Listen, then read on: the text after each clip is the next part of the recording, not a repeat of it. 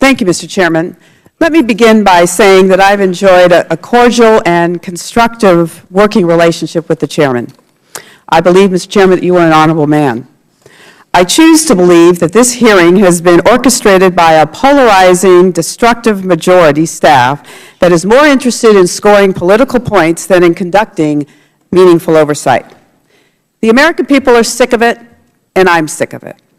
The majority dropped this biased, incomplete, and unvetted document on my desk 45 minutes before this committee hearing was scheduled to begin, purporting to be the staff report of the committee.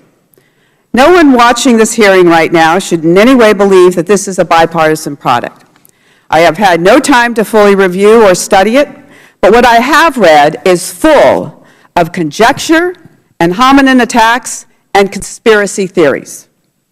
My cursory reading shows that the report exaggerates routine meetings, misrepresenting them as improper relationships, and accuses the co-ops of improper political activity when they only exercise their constitutional right to petition their government and comment lawfully on proposed regulations, just like the dairy farmers or the sugar beet growers did with all of us during the debate on the Farm Bill.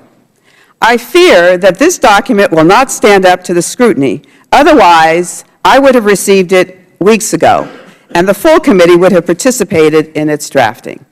Instead, the majority chose to spend precious tax dollars and staff time focusing on one of 24 co-ops that failed to receive licensure and whose outstanding loan represents less than one quarter of 1%.